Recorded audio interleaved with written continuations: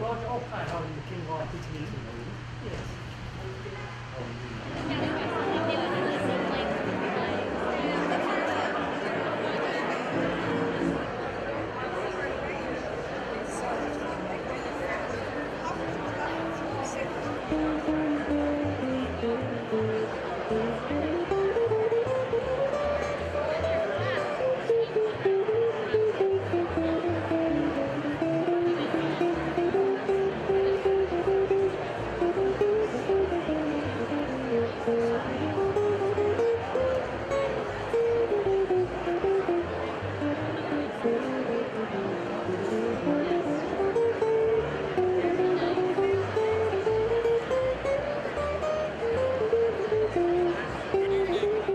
Ladies and gentlemen, bonsoir, mesdames et messieurs. My name is Denis Chagnon, and I have the distinct privilege of being your Master of Ceremonies for this 44th Annual Induction Ceremony of Canada's Aviation Hall of Fame. On behalf of the Board and the Organizing Committee, let me say how truly delighted we are to welcome so many of you here this evening. The inductees we are about to honor reflect the courage, the passion, and the imagination of countless remarkable men and women who over the years have shaped the evolution of civil and military aviation in Canada. Nous rendons hommage ce soir aux pionniers des temps modernes qui ont façonné une industrie déterminante pour l'avenir de notre beau et grand pays. Ils ont permis aux Canadiens d'ouvrir de nouveaux horizons, de peupler de vastes espaces auparavant inaccessibles et de bâtir une société ouverte sur le monde. We begin our celebrations with the colorful entrance of our inductees. They will be led by Pike Major Cal Davis and members of the Vancouver City Police Pipe Band. Yes. And escorted by Royal Canadian Air Cadets of 609 Stevenson Squadron, 692 BCIT Aerospace Squadron, and 655 Richmond Squadron. I would invite you all to rise for the arrival of our inductees and ask that you remain standing for our national anthem that follows immediately.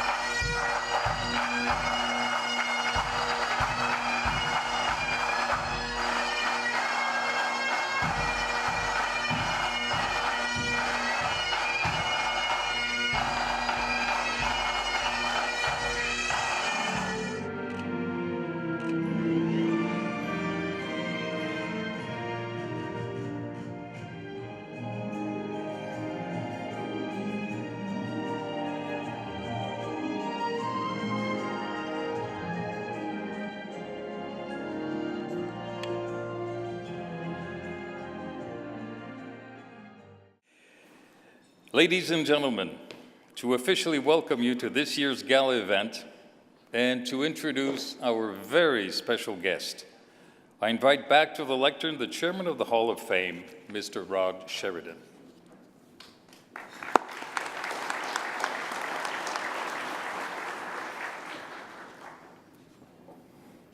Good evening, ladies and gentlemen.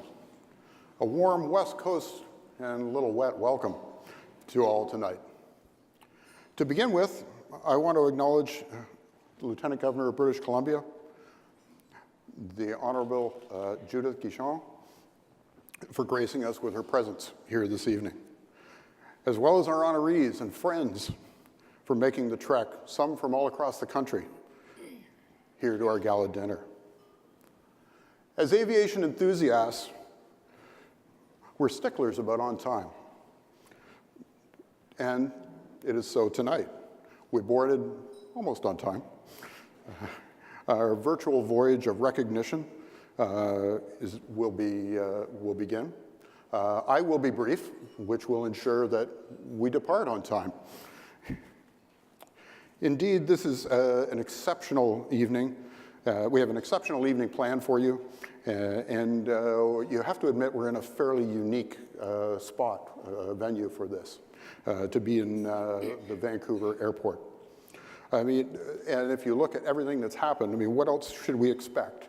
I don't know if you know it, but Vancouver International Airport was awarded Best Airport in North America this year, in fact, for the 8th time by Skytrack World Awards.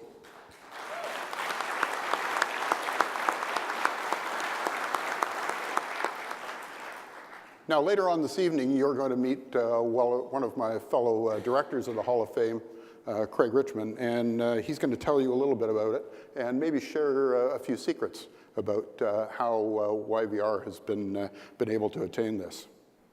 But for now, on behalf of the Hall of Fame, its members, friends, volunteers, my fellow directors, I would like to extend a heartfelt thanks to Craig and his team for their incredible support for helping our committee organize this evening. This is going to be one of the best events that we've ever had.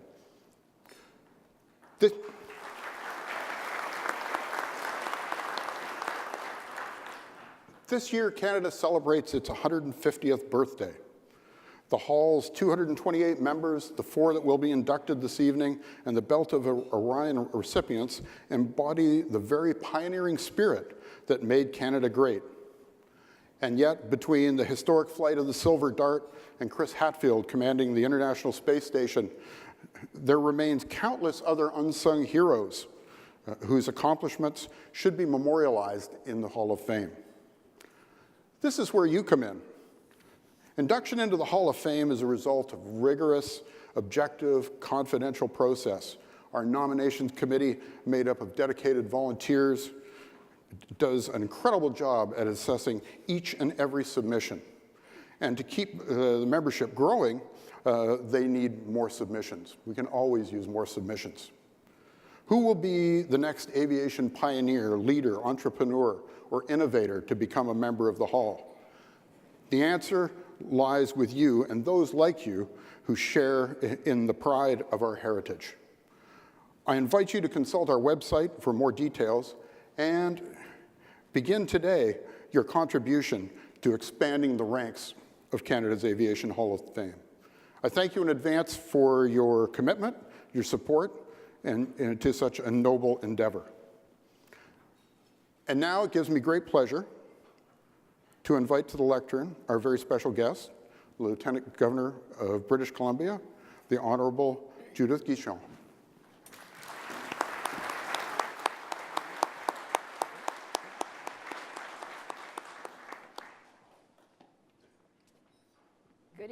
Good evening. Mr.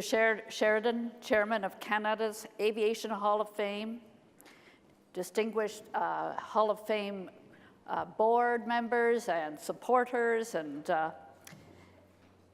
Vancouver Airport Authority folks, and all those that have helped to put this wonderful night together, and tonight's special honorees and your guests, ladies and gentlemen.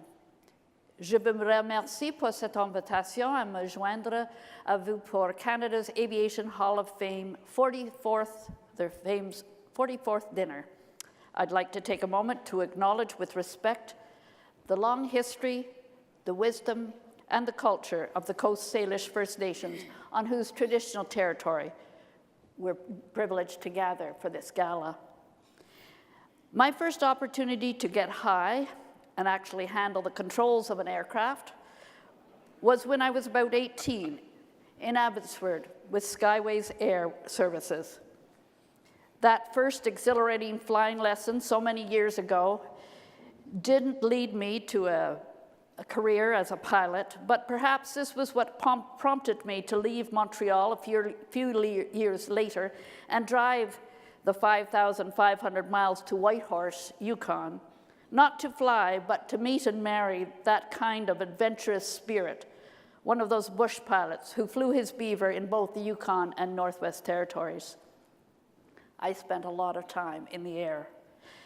Somehow it alters your perspective when you can get up over 10,000 or 20,000 feet and view the world below in all its glory. We were fortunate to do this on our ranch, first with our Super Cub, and then as our family grew with our little Cessna 185, which made looking for rogue cows much speedier. I've been fortunate to be involved for 3 years also with Girls Fly Too, the Sky's No Limit event, organized by Kirsten Brazier for International Women's Day, a wonderful organization. Kirsten has put this on. She's concerned about the low number of women still who are commercial pilots, even today. And so each March, in the celebration of International Women's Day, young ladies get to go up for free flights in helicopters. And my goodness, she's had to overcome everything under the sun. Last year it was wind blew everything down. This year it rained cats and dogs and everything else. But she pulled it off, and over 1,300 young ladies got to go flying for free.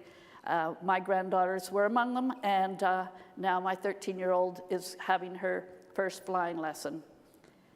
The growth of aviation in Canada was closely linked to the war. In very early beginnings during World War I, and then the practical use of aircraft during World War II, which proved these were not the stuff of science fiction or costly toys, but rather a vital part of our Canadian Armed Forces arsenal. By the end of World War II, as Canada expanded north, the vital role of aircraft to reach far-flung communities became obvious. That remains true today with air ambulance and organizations such as Angel Flights connecting people to distant medical services. Aircraft continues to be used in battle in this province every summer as we face wildfires. Although I have been very privileged during my tenure as Lieutenant Governor to fly in most of the equipment owned by our armed forces, and I was even treated to a romp in a fully aerobatic Chinese yak, did some somersaults thanks to Honorary Colonel Mike Soodle, I have yet to get up in anything that looks quite as fragile as the Sopwith pups or the Newports flown in World War I. Those early aviators literally flew on wings and prayer. This year, during our sesquicentennial, we have a wonderful opportunity to pay homage to the past while educating and increasing the awareness of our history among our young Canadians. I've pledged to visit 150 schools during 2017. We finished 139 last week to talk about our history and the importance of becoming involved in our democracy. It is such an opportune sequence of events as we also mark the 100th anniversary of Vimy and Hill 70, those defining battles where so many paid the ultimate price in order that we might inherit this nation and our exceptional quality of life, living with peace, order, and good governance. And I think I saw Stocky Edwards out there as I came up to the podium. Wonderful to see you, Stocky, speaking of World War II champions. I was also privileged to attend 2 events with folks from the Canadian Museum of Flight in Langley as they prepared the replica Sopwith pups and Newports to take them to Vimy for the 100th anniversary ceremony. What a wonderful project, so well executed by many volunteers. Those folks are now making their way back across Canada, stopping in major centers, a very effective way to show our young people about our World War I pilots and to educate them and to see what they flew in back in those days. Aviation continues to be an important part of my life, and now I regularly fly back and forth from Victoria to Vancouver, sometimes 3 times a week. I never get tired of the view from aloft when I am able to slip the surly bonds of earth. Thank you to the Canadian Aviation Hall of Fame for keeping the history of aviation and those early aviators alive so that all of us may continue to learn and to recognize the vital role played by aviation in the past, in the present, and well into the future. Thank you.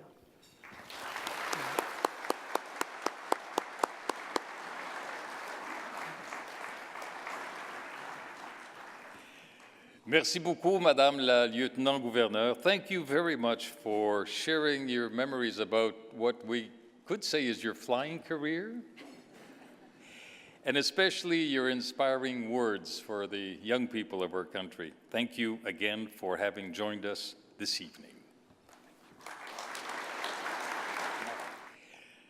You know, every year members of the Hall join us for this annual induction ceremony.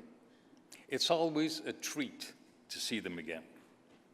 In a moment, I will read out their names and ask them and their families to rise and remain standing. I would ask the audience to hold your applause until all names have been read. We start with our most senior member in terms of membership, Bud White, Russ Bannock, Larry Milbury,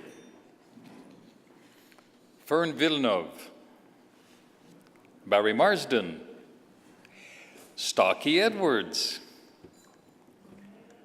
Fred Moore, Jim McBride, George Miller, and Kathy Fox. Ladies and gentlemen, please join me in a hearty round of applause for our members of the Hall of Fame. At this point, let us take a bit of time to remember two of our members who passed away since last year's event. We proudly salute them in the order in which they were inducted into the Hall. Gerald Wright, inducted in 1974.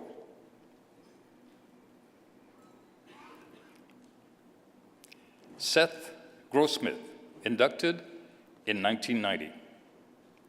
Please join me in observing a moment of silence in their honor. Before we begin the dinner service, I would invite Blaine Fowler, a director of the board and chairman of the operations committee, to read the Airman's Grace. Lord of thunderhead and sky, you who placed in man the will to fly, you taught his hand speed, skill, and grace to soar beyond man's dwelling place. You shared with him the eagle's view, the right to fly as eagles do, the right to call the clouds his home, and graceful through your heavens roam. May we assembled here tonight, and all who love the thrill of flight, recall with twofold gratitude your gift of wings, your gift of food. For some of you here tonight, this celebration may be your first encounter with the Hall of Fame, yet we hope certainly not your last. So a few words about who we are and what we strive for. Our vision at the Hall is to keep aviation heroes, leaders, and innovators in the hearts and minds of Canadians. Our mission is twofold: to honor those individuals and organizations that have made outstanding contributions to aviation and aerospace in Canada, and to collect, preserve, exhibit, and interpret artifacts and documents, thereby inspiring and educating Canadians from coast to coast.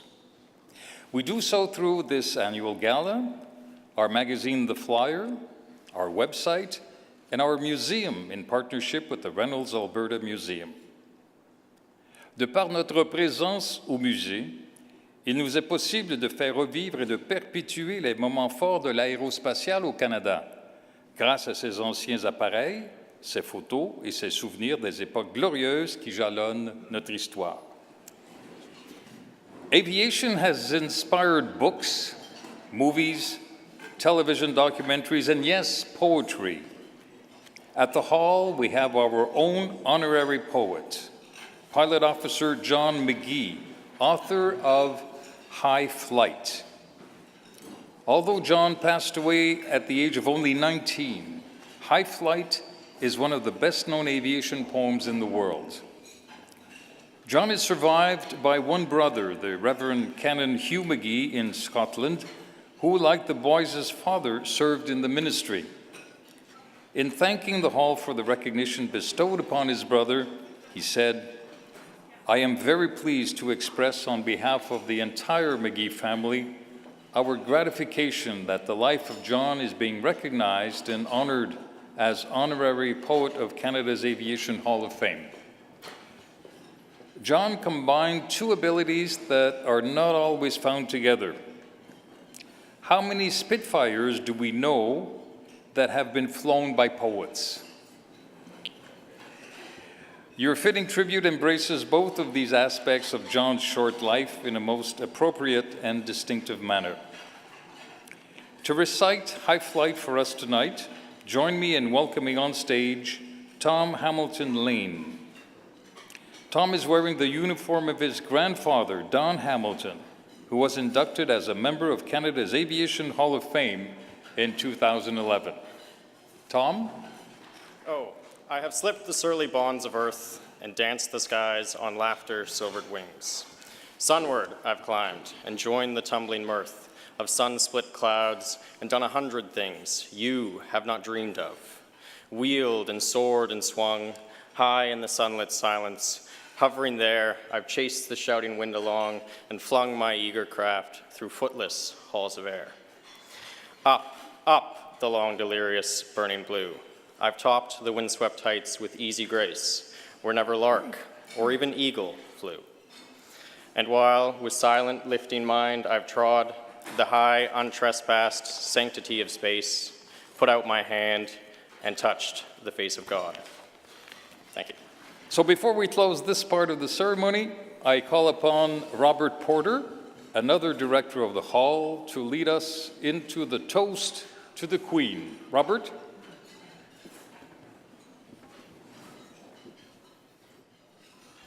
Good evening, ladies and gentlemen. Would you please rise for the toast to the Queen?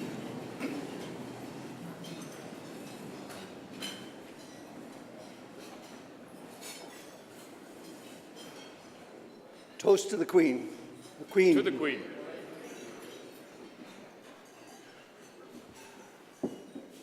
God bless her. As you can see, our inductees have already been escorted on stage.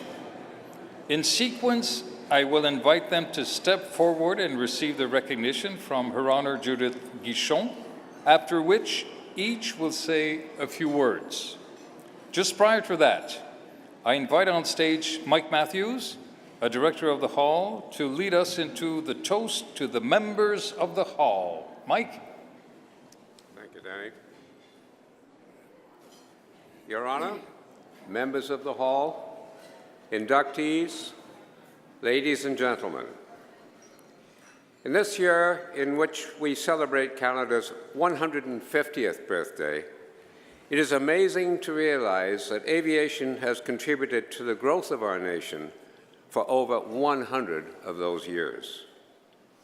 The members of Canada's Aviation Hall of Fame personify that aviation role through their contributions to the development and safety of our great land. From opening up the Arctic to blazing trails in space, the members of the Hall of Fame have served Canada well. Please raise your glasses and join me in a toast to the members and inductees. To the members.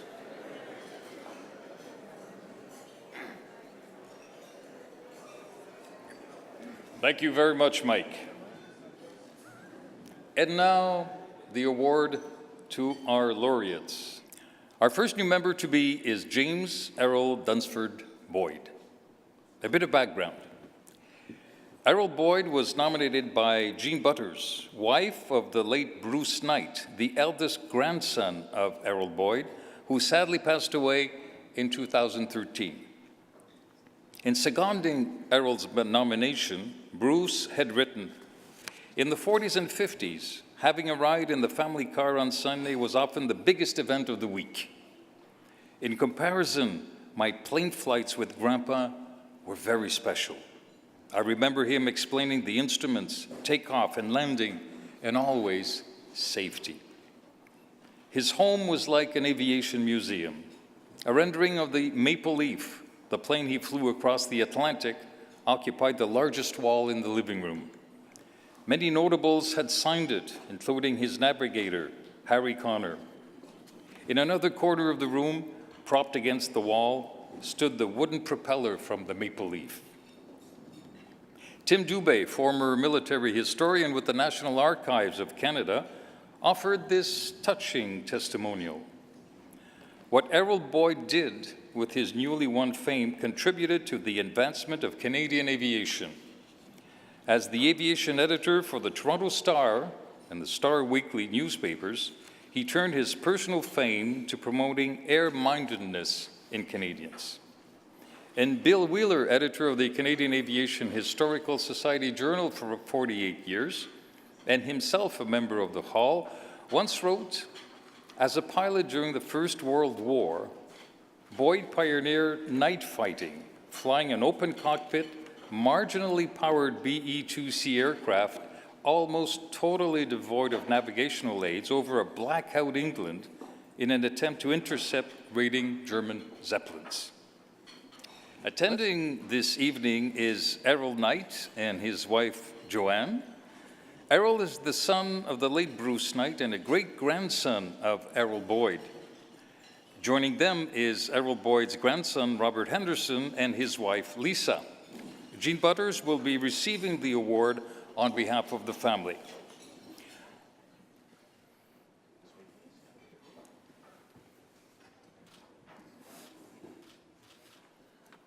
Thank you, Denis Gagnon. Your Honor, Judith Gignon, Mr. Chairman, Rod Sheridan, 2017 inductees, fellow members, ladies and gentlemen. We are going to reminisce about a World War I veteran, Flight Lieutenant, who later became Captain, James Errol Dunford Boyd, born in 1891, 125 more years ago. A Canadian from Toronto, Ontario, who in 1914 fell in love with an American dancing actress playing at the Alexander Theatre in his hometown. He was smitten by her, and several years later, while on leave from internment in Holland during the First World War, married his lifetime love, Evelyn Carberry.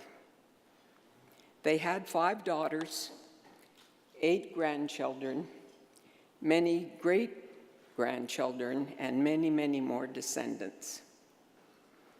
As mentioned earlier, Robert Henderson, grandson, and Errol Knight, great-grandson, are present with family tonight. Patricia O'Brien, Sonia Thibault, and Douglas O'Brien, step-great-grandchildren, have also joined the celebration, and I thank them all for being here. Errol Boyd's accomplishments in aviation are many and varied, as you have already witnessed. Pilot and veteran of World War I, first pilot to fly the Atlantic from Canada to England non-stop. Pioneered airmail in Canada, the United States, Mexico, Haiti, and Bermuda. Privileged with the issuance of commemorative flight stamps of 4 countries. Championed instrumental flying, enlisted U.S. pilots for World War II combat before the U.S. joined the battle. Broadcasted aviation programs in both U.S. and Canada, co-founded and nurtured the Aviation Scouts of Canada, founded and published the magazine by the same name. Hence, enriching the lives of youth and enlightening the general population on the merits of flying, a mode of transportation to which they were not familiar. A plethora of feats over 5 decades. Errol Boyd was also an accomplished musician and composer. He penned and published For Love and Liberty, a World War I patriotic song. He also composed Dreams, a song used in a Broadway play in the 20s. All this by one man, through 2 wars and the Depression. Now come with me to 2005. The spirit of Wenatchee, a similar Blanca to the plane flown by Boyd when crossing the Atlantic in 1930, was brought to Toronto in part commemoration of Boyd's flight 75 years earlier. During this event, I was further exposed to the accomplishments of Errol Boyd and perplexed by the lack of awareness Canada held of these facts. So went about accumulating data and learning how best to resolve this oversight, hence the Canadian Aviation Hall of Fame. You can just imagine then the pleasure when the call came last September from Chairman Rod Sheridan, notifying that the nomination package was accepted and Errol Boyd would be inducted into the Canadian Aviation Hall of Fame this year, Canada's 150th birthday, 2017. This induction commemorates efforts from many individuals that merit recognition tonight. Minnie Arabella Boyd, Errol's mother, and Evie Boyd, his beloved wife, for keeping wonderfully detailed scrapbooks about Errol. The late Ross Smythe, one of Boyd's Toronto aviation scouts, who in his much later years, assembled the Lindbergh of Canada, the Errol Boyd story. All those who generously provided support letters, and especially to my late husband, Bruce Knight, to whom, on his 70th birthday in 2008, I gifted the CAHF nomination package in a determination to safeguard Canada's remembrance of a self-appointed aviation ambassador, Bruce's grandpa, Errol, and his outstanding early contributions to Canadian aviation. Lastly, an enormous thank you to the Canadian Aviation Hall of Fame for the giant step forward in recovery of aviation history by recognizing and honoring James Errol Dunford Boyd and his accomplishments. Many thanks. Our second inductee this evening is Robert John DeLuce. A word about Bob. Bob is an aviation person, heart and soul. To start with, he was born in an aviation family, and 3 DeLuce generations cover most of the history of flight in Canada, from bush pilot operations to the jet era. Beginning in his teens, Bob diligently mastered all facets of the business. Every step of the way, he sharpened the skills that would one day position him to run a unique and profitable airline in an industry that is as competitive as it is exciting and rewarding. Not surprisingly, Bob thrives on challenges, building on the human qualities that have become his trademark: imagination, tenacity, sincerity, enthusiasm, and a deep-seated dedication to customer service underpin a formidable communicator and an extremely effective executive. In the spirit of giving back and giving forward, Bob now dedicates time each year to speaking engagements and public events where he shares his experience and vision with business leaders, entrepreneurs, and students. All are inspired by his genuine love of people and the passion for flight he embodies. In case you're wondering where the name Porter comes from, the term relates to the period when it was more common for a porter, typically at hotels, to provide a certain level of assistance to guests. At Porter Airlines, the definition is especially applicable to carry, assist, move from place to place, especially for travelers, to deliver with dignity, to lighten the load.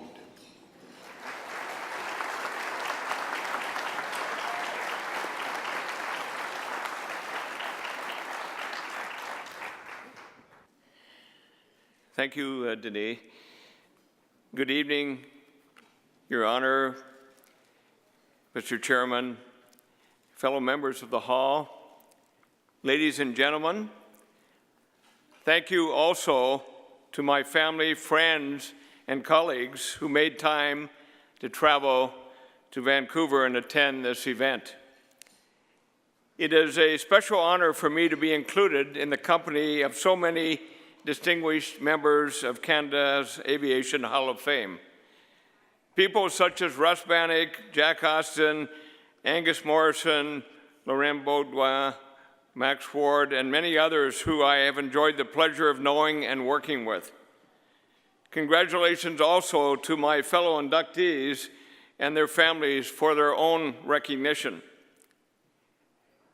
The first people that I thought of after receiving the news of my induction were my parents. Of course, my father's own history, own story in aviation is well known.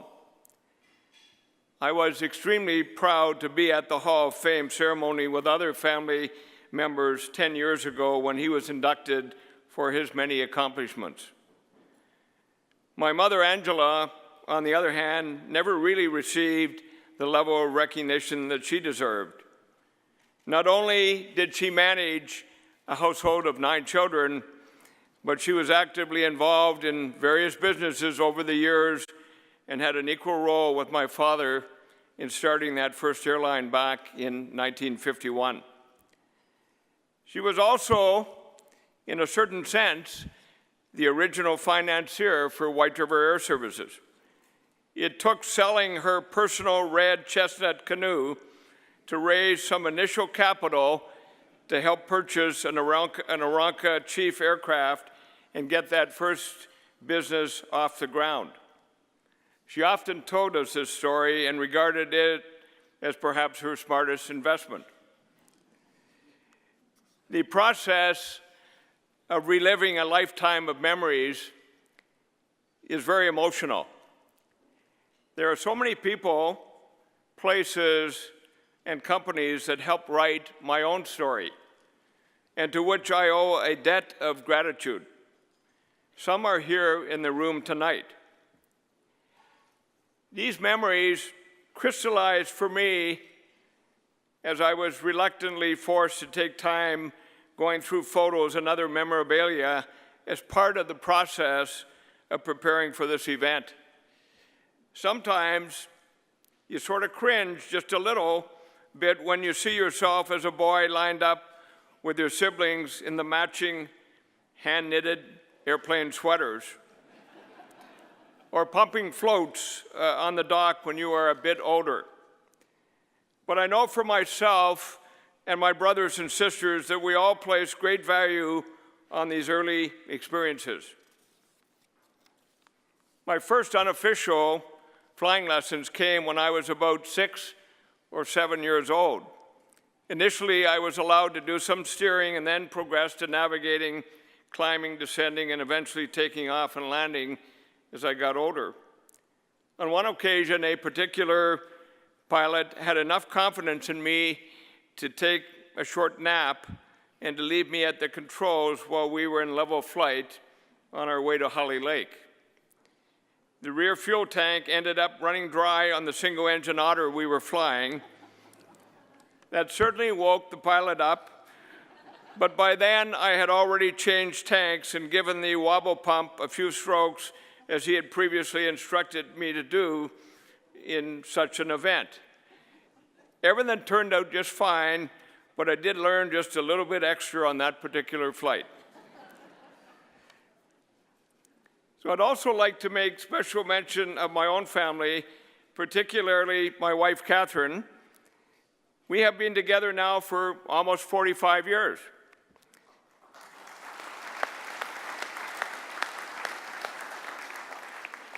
And she was one of the first women in Canada selling life insurance at the time we met in Kapuskasing. She was pointed in my direction by a mutual friend who thought that I was a good prospect for life insurance since I was a pilot. Fortunately, from my perspective, Catherine also saw some other more personal attributes in me. So not only did she sell me the insurance policy, but it didn't take very long before she got herself named as the beneficiary.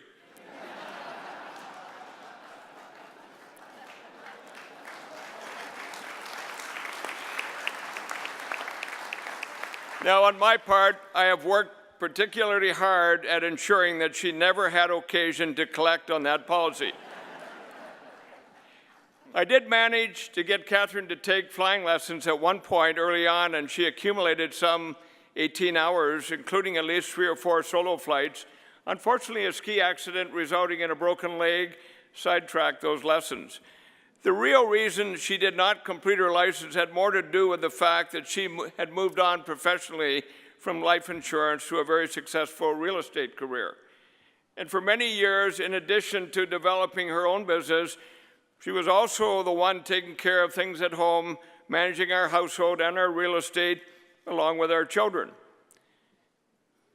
That gave me the ability to do any number of things related to flying, including having the liberty to respond to medevac calls in the middle of the night, or occasionally ferrying aircraft that we had either purchased or leased out to or from places like Copenhagen, Reunion Island, Venezuela, and Chile. Now, Catherine has always been supportive of my passion for aviation. She may not have had to sell her red chestnut canoe, but she did sell a lot of real estate and occasionally stepped in financially to provide capital when she thought it was a reasonable investment. And I'm immensely grateful for the love and partnership that we've enjoyed together. We're both proud of our children, Justine, Jason, Brian, and Michael, for all of their achievements, among them our grandchildren, several of whom are here this evening, and dozens of nieces and nephews. Our family legacy is probably in good hands. I'll conclude by mentioning the spirit of adventure that has always been present in aviation. So many pioneers have set off to accomplish something that had never been done before. And this is well represented by the members of the hall. In today's world, you are often told why something can't be done. Entrepreneurship and adventure are often discouraged. In some respects, we have become a society that overmanages risk. I experienced this at different times during my career, including when we started Porter Airlines. A lot of people wrote us off before we had even operated a single flight. More than 10 years later, we've carried nearly 20 million passengers and done our part to make a difference in the way people travel. Personally, I'm counting on a few more chapters to tell in Porter's story before everything is said and done. Our entire team is looking forward to writing those chapters together. Thank you again for this honor, and enjoy the rest of your evening. Thank you. next, we move on to our third inductee this evening, Daniel Anthony James Sydenham.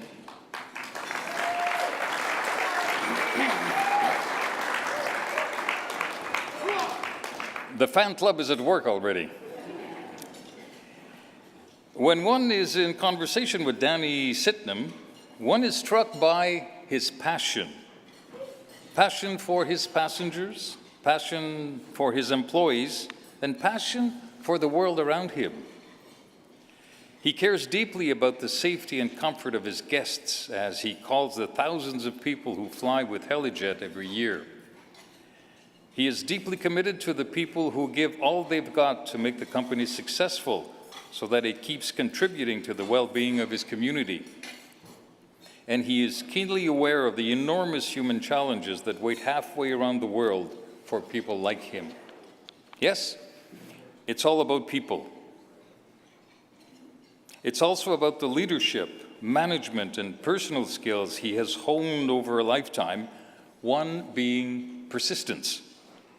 When he started his helicopter service in 1986, he had 0 passengers on his inaugural flight from Vancouver to Victoria, and only 1 paying passenger on the return trip. Yet, just 3 months later, the company was operating at 50% capacity and proving the skeptics wrong. 6 years later, the company was chosen to fly Queen Elizabeth and Prince Philip during the 1994 Commonwealth Games in Victoria. What's next for a man who has achieved what he had set out to do in life? I suspect we will hear more on that from Danny himself in his acceptance speech later on. One thing we can be sure of, it will involve people, respond to dire warnings of, "It can't be done," and above all, make the planet a better place.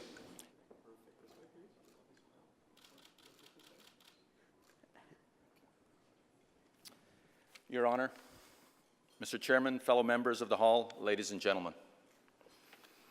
It's a privilege and a great honor to be in the company of my fellow inductees, the late Mr. James Boyd, Mr. Robert DeLuce, Mr. Roger Smith, and the RCF Golden Hawk team.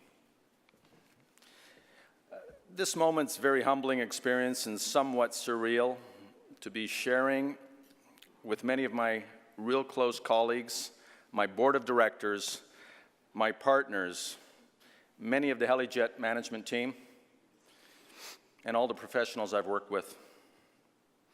And with great, great pride, with my family, Cora Rose, Owen, my lovely Laura. Simba Dog can't be here tonight. I'd like to acknowledge the 21 nominating individuals who offered letters of support towards my induction. Thank you very much. I'm deeply moved. And I really do want to thank so many other people individually, but I've got 4 minutes. We're not going to have enough time, so I'm going to see you at the bar later on. If I've missed anyone, my apologies. My memory starting to flame out. My father mentored me and always said, "Look deep for the goodness in everyone you will meet." And I tried to live to that. I'd like to recognize a few distinct individuals that have influenced and shaped my business approach and taught me about believing in oneself.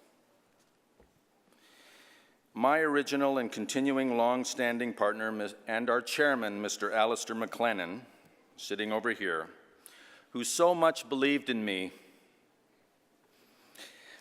and gave me the opportunity to prove to him and many others that hard work, determination, and fairness most always results in one's success.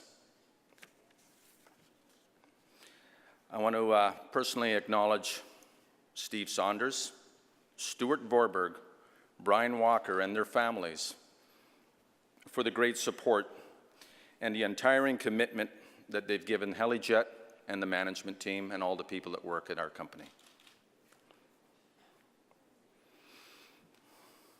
Mr. Jack and Lynn Donahue, all the way from Connecticut, came out here.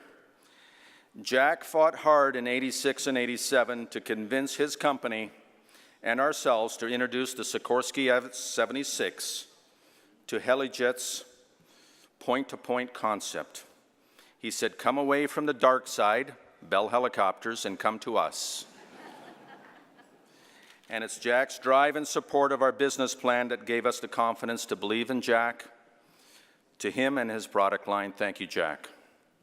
To this day, 2 S-76A helicopters continue to fly with Helijet that Jack delivered in '87 with over 40,000 flight hours on each aircraft, and they're running strong. Right, Morris?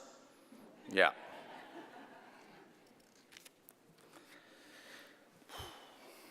Mr. Ken Glaze.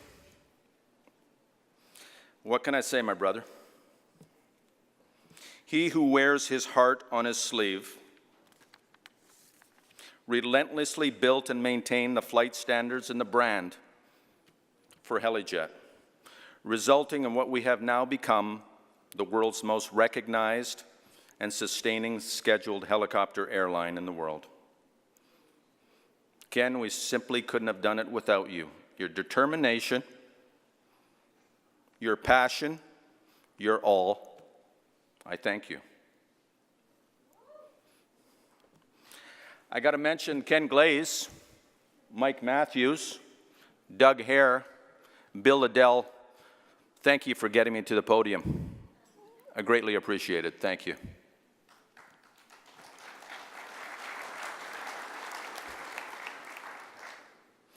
My Laura, my soulmate of 25 years, I say 45 years, because we locked eyes in grade 8, lockers beside each other. You've standed firm beside me through thick and thin, and you've taken a stand in front of me when the clouds were really dark and the headwinds were really strong. You got us into blue sky. Peace and love forever, Laura.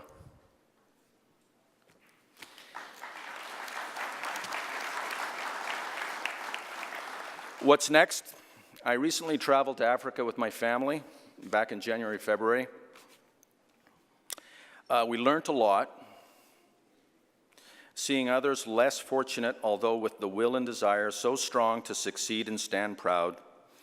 My family and I look forward to helping those with less where we can.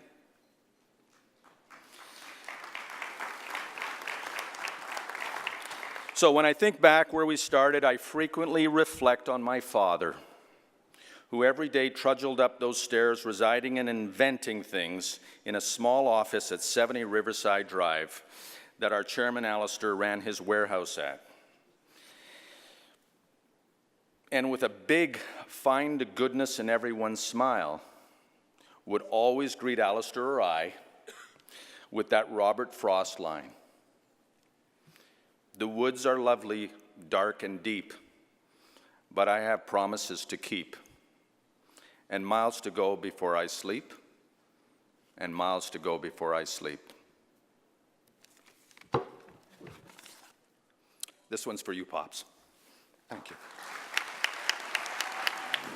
We now come to our fourth inductee, Rogers Eben Smith.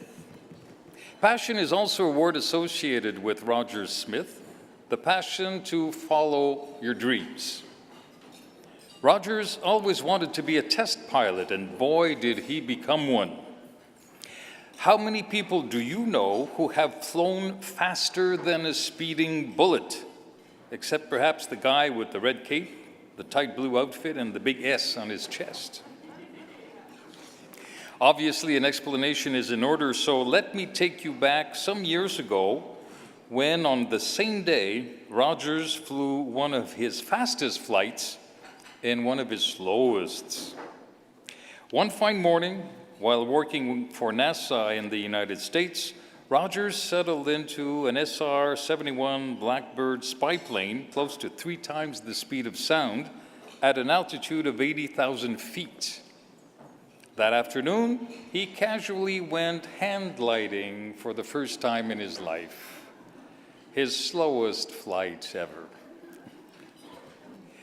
After an illustrious career as a pilot, Rogers now pursues his second dream, consulting. This new venture enables him to share his experience and to continue learning something he just loves. One lesson learned: vision without action is a dream. Action without vision is a nightmare. Action and vision together lead to success. A thought well worth remembering. One of Rogers' fellow test pilots who also flew the Blackbird is Ed Schneider from Kentucky. Ed perhaps captured best what it was like to fly with Rogers when he said, "Rogers and I flew as each other's leader or wingman for 18 years. In the world of aviation, this relationship is the ultimate expression of trust. When you were flying with Roger Smith, it could not get any better than that."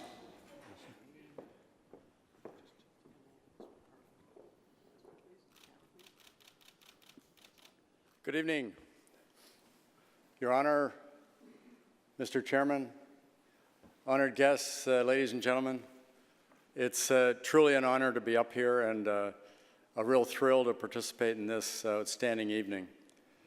What I would like to do is realize that I cannot do better than John Chalmers has done.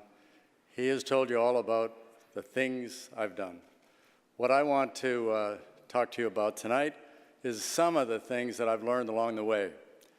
So the journey for me from Dawson Creek, no less, in British Columbia, to the SR-71, which you see up on the screen, has been a long one and fascinating, and I have been able to achieve many of my dreams. So what I'd like to do before I pass on to giving you some lessons is just say to you that I would like to honor personally the Golden Hawks, who are shown in this picture here, and say that when I was a student, if you like, on the F-86, one of the most beautiful designs ever created, at Chatham, New Brunswick, we had to spend many days each week watching the Golden Hawks under Squadron Leader, then Squadron Leader Fern Villeneuve, practice with all his men. They were an inspiration and remain one to me. This is the best aerobatic team that I've ever seen. And look at the paint job. Nobody can touch that one. And how about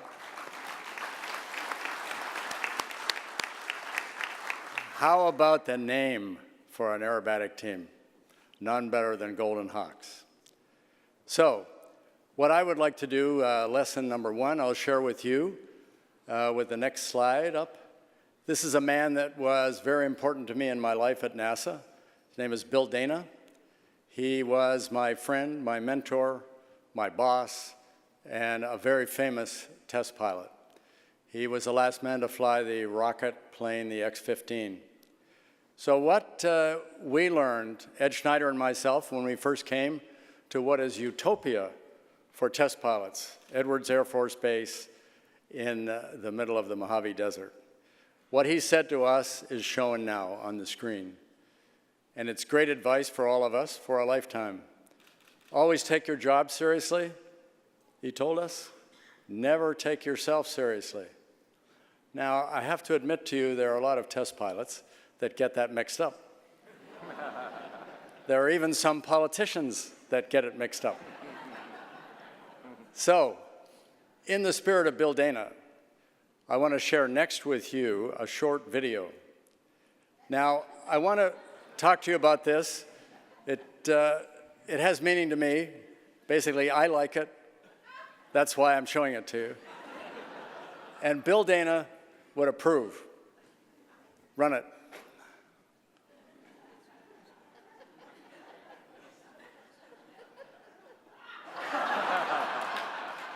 Great. I now know that the Canadian sense of humor is alive and well. Thank you.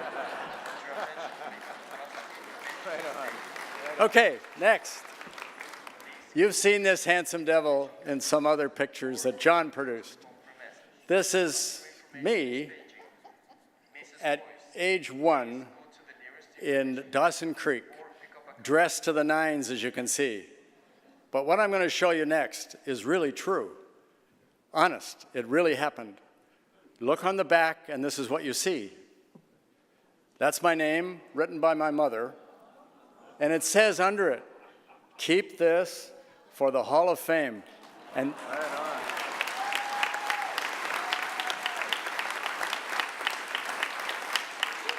no kidding, this is true. So what is your lesson number 2? Never underestimate your mother. Okay? Okay, next one. The beautiful airplane taking off on a night mission. I've got a few things to talk about along the lines of what I said. So I'm reminded, as a life's challenge, the first line of David Copperfield. Whether I shall be the hero of my own life, or whether that station will be held by somebody else. So what does that mean? To me, it means, as you've seen, I've had a number of lucky opportunities. I've achieved many of my dreams. And that's what's really important. It's not about me boasting to you what I've done. It's about what I feel inside. And that's what he said, and that's what I tell the young children that I get an opportunity occasionally to talk to. That's what's really important in the end. What do you feel inside? I feel a sense of accomplishment, and I'm really happy about that. But I have to admit to you that you don't succeed and get things done without a lot of help. So my family, all my children are over here, my family, my immediate family, my extended family have all turned out. They supported me along this journey. They helped me in the rough spots. And there were many others, though, at each step of the way that were either leaders or wingmen for me. As Ed Schneider said before, that's what we were to each other for 20 years. But when I was a fighter pilot in the Royal Canadian Air Force or in the Air National Guard, those people are here to support me. The researchers at the Research Council, followed on by Cornell Aerolab, now CalSpan, and finally NASA, they're here to support me. And we were a team in each instance, and it's teamwork that really counts. And especially as you're a test pilot, you need to realize that. You're out on the pointy end of the sword, but you're only as good as your team. So I had a lot of good teams working with me, and I very much appreciate that. So why am I standing here? How did I make it to this stage? I made it because of one person, the only one I'm going to mention today, but it's worth it. That's Group Captain, retired, Robert Bud White. If I could see you, I'd ask you to stand up, but I can't see anybody up here. He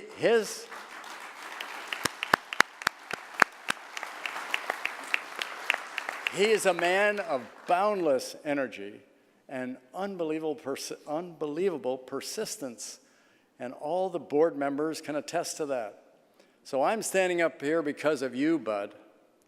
And if you'll show me the next overlay there, a wonderful saying that says, "May the path you walk light the way for those who follow." And Bud, you have made that live for all of us. And the people that will follow me, that are outstanding Canadian test pilots, will benefit from the work that you've done. And so, Bud, thanks.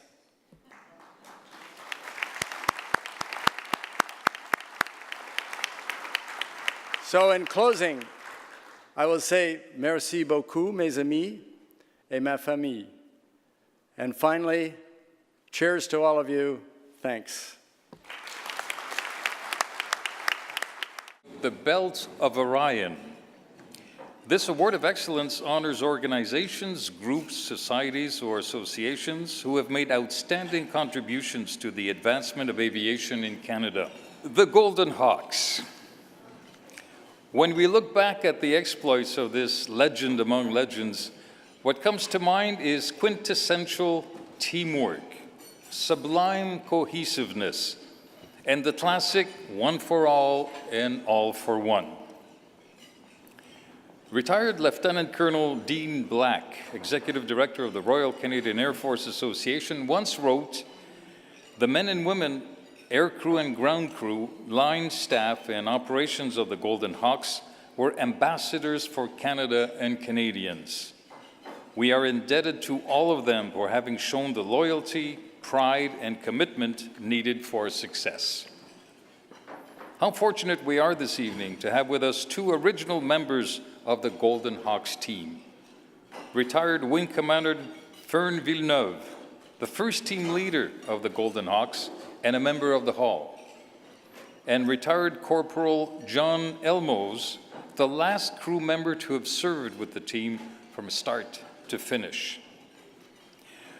The Golden Hawks enjoyed a stellar career with 317 incident-free public appearances. Regrettably, 3 members of the team died in training and practice. Flight Lieutenants Sam Eisler and Jeb Kerr in 1959, and Flying Officer Jim McCall in 1961. We are also delighted to welcome retired Captain Kevin Anderson, Executive Director of the New Brunswick Aviation Museum and the person who nominated the Golden Hawks. The Aviation Museum boasts an extensive collection of Golden Hawks memorabilia in support of one of its objectives, akin to what the Hall also strives for, namely to sensitize and educate children, youth, and adults concerning aviation history and its positive impact on the lives of Canadians from coast to coast.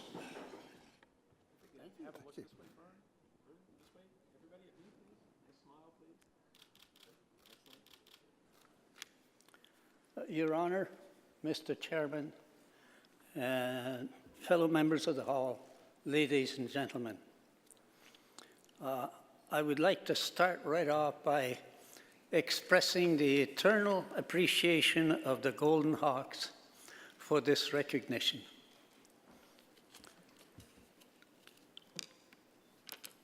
When the team reassembled on the 1st of March 1960, the members, who were the same pilots as the year previous, were unanimous in their glory that they had succeeded in their main objective, and that is being so successful that the team would become a permanent part of the RCAF.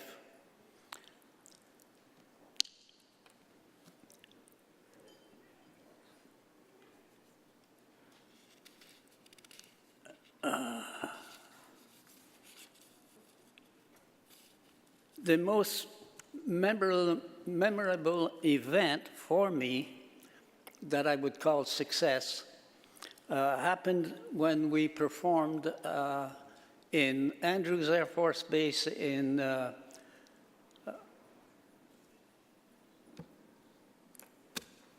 names. It was Andrews Air Force Base in Washington, D.C. The evening after performing with the Thunderbirds and the Blue Angels, there was a reception at the Canadian Embassy. Very much of the details escape me, but what I am stuck with is at that reception, I was approached by dozens of people, Canadians who worked in Washington, and shook my hand and said, "We are proud Canadians. You have made us proud Canadians." And that to me was success at that time, and still is. Before I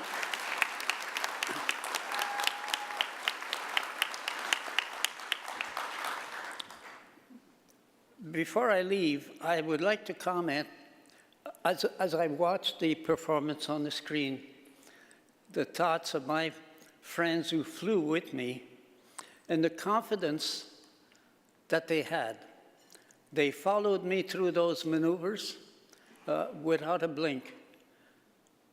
But above and beyond that, as I think back to those days, when we transited from one location to another, they followed me also explicitly with complete confidence in my ability to bring them in on a couple of occasions when the weather was far below limits, and we managed to get in successfully. Their confidence really is satisfying. I can't leave without saying a word about our technicians. Their devotion to the task and the accomplishment of their work has been cited, and I would like to second that compliment. They were second to none. Our team never performed with less than a full complement of aircraft. An example of the task was when, on the 3rd of September, we performed here at the Pacific National Exhibition in the afternoon of the 3rd. On the afternoon of the 5th, we were performing at the Quebec National or Provincial Exhibition, which meant that after our performance here, they turned the airplanes around. We left late afternoon, and at that point, they had to load the C-119 that they traveled on to transit to Toronto. We left here with a fuel stop in Saskatoon, one in Gimli, one in Lakehead, and finally landed at Downsview just after midnight on the 4th of September. These technicians traveled all night and arrived there shortly after daybreak. And in spite of the fact that they should take some rest and maybe have a break, they insisted on servicing the airplanes and turning them around so they would be ready to go as early as possible. And they did that. And for that, I really commend the team for their work, because it was outstanding.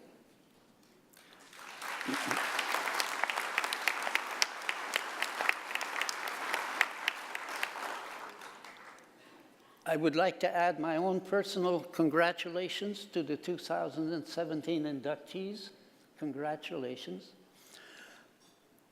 I have to again express my thanks to the Hall of Fame for granting us this award.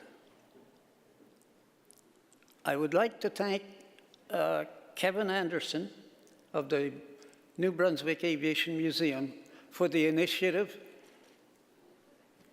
for the submission, and thank my stepdaughter. Without her help, I wouldn't have the pleasure to be here with you tonight. Thank you. In addition to the awards this evening, each new member has received from the Mayor of Wetaskiwin, Bill Elliott, a plaque recognizing them as honorary citizens of the city. So, Bill, thank you for your continued support of the Hall, and may I add a personal note. We know that you're retiring this year. We may not see you in the same capacity, so thank you very much for all of your help over the past few years. Please stand and be recognized, Bill.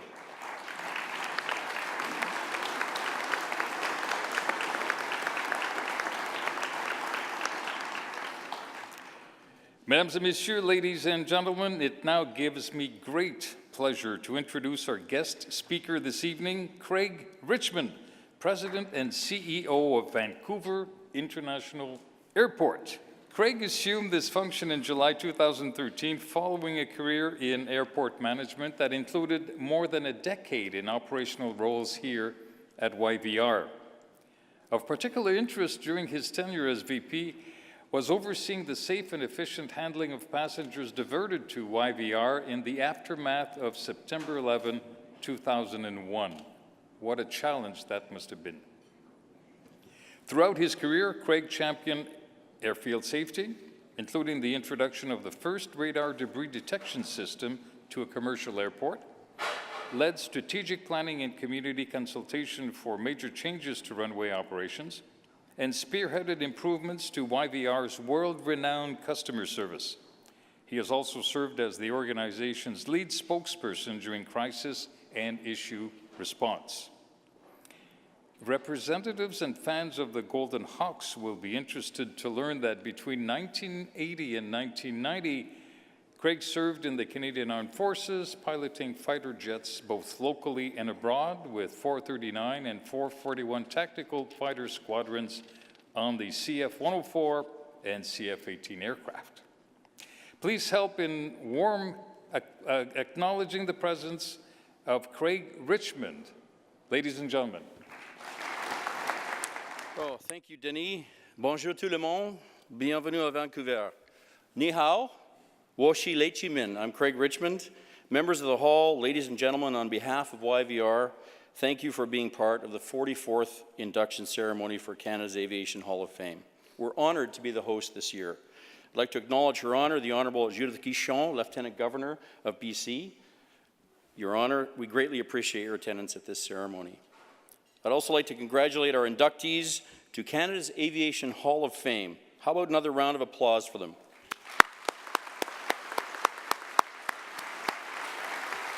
You are an inspiration to all Canadians. I'd like to play a short video about YVR explaining our small part in Canadian aviation. Yes, it's a bit of propaganda, but there are some great shots of airplanes.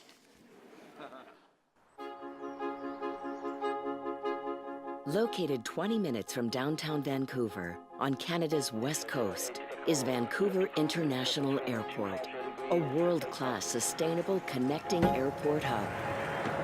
More than 56 airlines serve our airport, YVR, connecting people and businesses to over 125 non-stop destinations worldwide. YVR was awarded Best Airport in North America by Skytrax for 8 years in a row. What's our secret? We provide an exceptional airport experience. YVR is a 24-hour operation in a single terminal precinct, focused on safety and efficiency. Multilingual signs, displays, and announcements point our passengers in the right direction, and a team of 500 friendly Greencoat volunteers are ready to help and welcome all passengers. We've built a high-speed baggage system that will transfer bags from anywhere in the terminal in under 30 minutes. And our industry-leading Border Express kiosks greatly reduce passenger wait times at customs. We constantly test and implement new technology to improve experiences. Our YVR app, available in English, French, and Chinese, provides access to shopping discounts, a 3D map, tips to navigate our airport, and fun games to pass the time. YVR is a destination. The airport reflects the best of British Columbia, creating a sense of place through its architecture and West Coast art. Our lounges offer an escape for travelers. The award-winning Fairmont Vancouver Airport Hotel features elegant rooms, meeting spaces, and amenities. We have an extensive collection of duty-free and luxury brand shopping, as well as international cuisine. And just a few minutes away by train, we offer amazing deals at the MacArthur Glen Designer Outlet Center. It's all here at YVR. Our mission is to connect British Columbia proudly to the world. Whatever connection brings you here, know that YVR will always go beyond every day.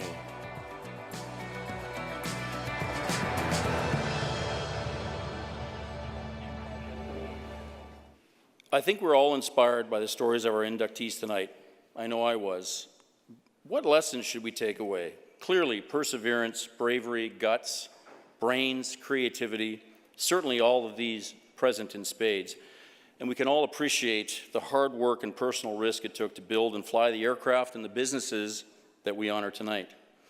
But we've all been around a long time in this business, and given our experience, the fact that we're as thick-skinned, case-hardened, with the scars and memories of difficult times, fortunes lost, and yes, friends that we have lost. Even with all that, we have to remember that it all started with dreams. It all started with a young man or a woman standing at the fence around an airfield, watching the aircraft come and go, or watching the skill and prowess of an aerobatic team at an air show, or building a model of a Spitfire, and dreaming.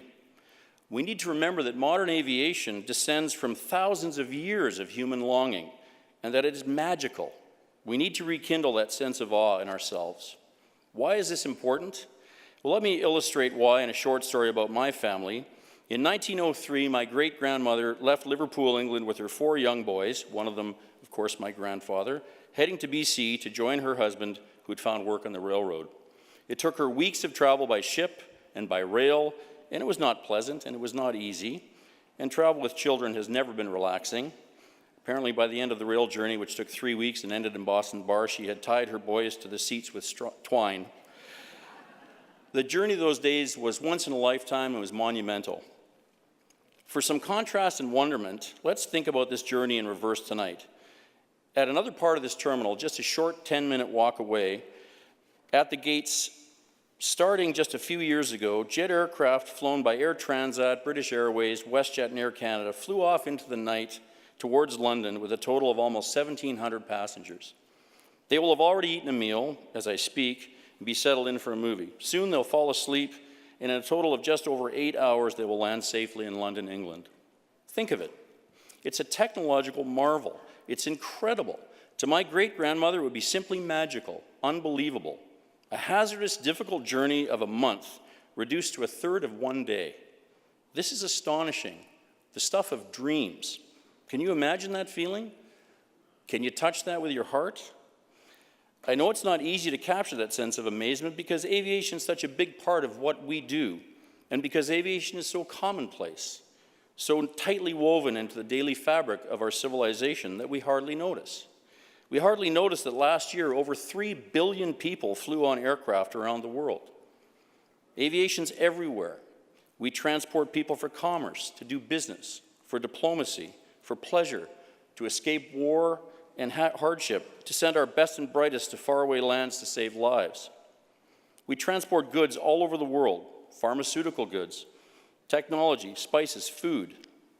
When we get lost, brave people search for us from the sky, and others guard those skies every day in all kinds of weather. We watch and harvest our forests, and we save them from fire from the air. We send our people to hospitals for treatment. We order books, and they arrive tomorrow by air. At YVR, we transport young artists from Haida Gwaii so they can see their heritage in our local museums by air. Indeed, our species' passion for flying above the ground, ever faster and ever higher, led us into space, the last great frontier. Who can imagine where that will lead? But most of all, better than anything ever invented, aviation connects the planet and brings us closer together. Most Canadians could not imagine their lives without aviation, but I fear they take it for granted. Now, I know I am preaching to the converted, and that this audience is closer to aviation than any other. But we may go the other way as aviation professionals and become blasé and say, well, of course it's important, it's just obvious. But I would say we cannot think like this. We cannot take the wonder for granted. Why is that? Because we need to pass it on. We need to interest the young people of Canada in aviation at a time when many compelling, interesting, and yes, lucrative career alternatives are competing for their attention. I don't want to spout out statistics at you because that's a fast way to wreck a good speech. But here's just 2. Half of our AMEs, our aviation mechanics, are between the ages of 50 and 79. And the output of new Canadian pilots is stagnated at about 680 per year. That will leave us about 6,000 Canadian pilots short in the next 2 decades.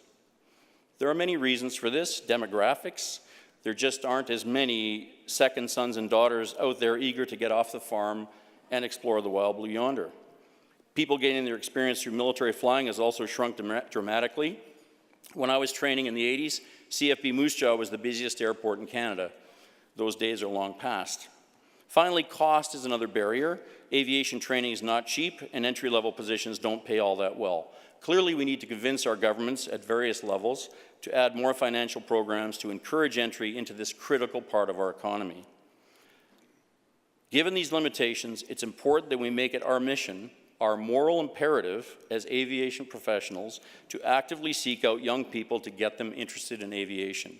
We need to support their dreams, pique their curiosity, inspire their imagination so that they join our flying community. There isn't an exact formula for this.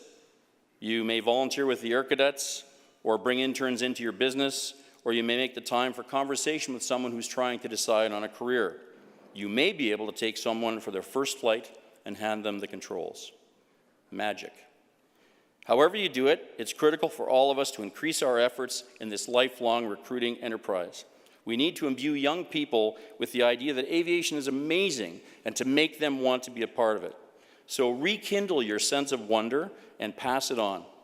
Let us all commit tonight to redouble our efforts to bring more young people into aviation in every capacity. Surely, that is the best way to honor those inducted into Canada's Aviation Hall of Fame. With that, I'd once again like to thank everyone for coming out tonight. It's been our pleasure to host this year's induction ceremony. It always comes down to a big team effort, well executed like everything in aviation. I look forward to seeing all of you again soon. Take care getting home. May you have clear skies and a following wind. Good night. Thank you, Craig. I'd like to invite Rod Sherrod to thank our speaker. Craig, I think you ran away a little too quickly. I just wanted to take this opportunity to thank you for hosting the gala event here this evening. I think you'll all agree it was an amazing venue, and we've had a great evening with great speakers. And I want to thank everybody, the team at YVR, for working with our committee to make this an outstanding event. Unfortunately, Craig answered one of my questions, though, earlier, as if we could come back in 2 years. But I think he's gonna use this space to make some money. But again, thank you very much to YVR for hosting us.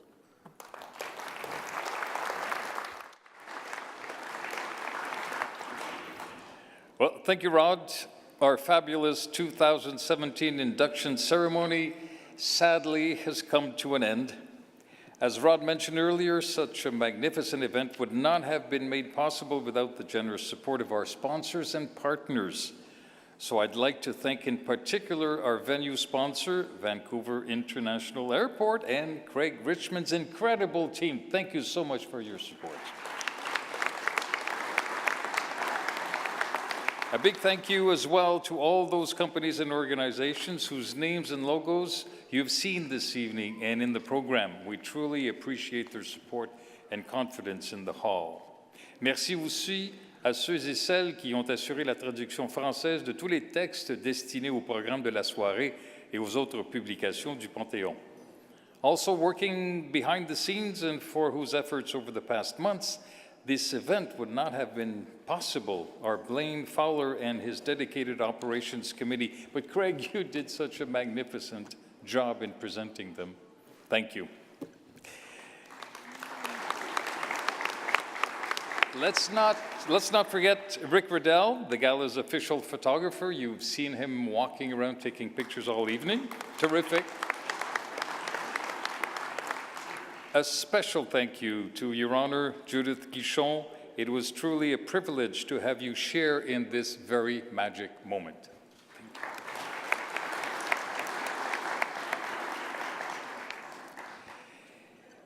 And most of all, thank you for having been such a great audience.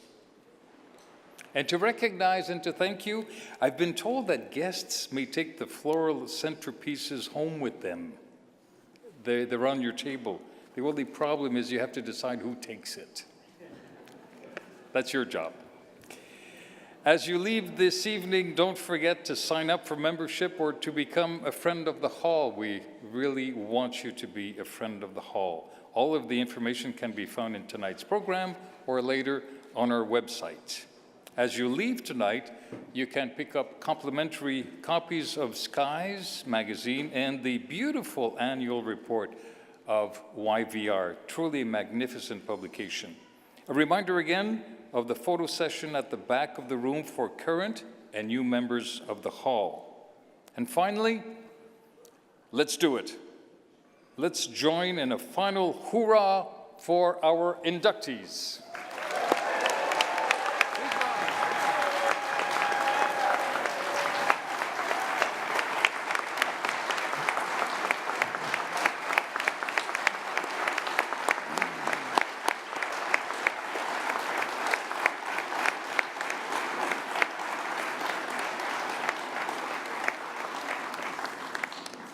Enjoy the rest of the evening and have a safe trip home.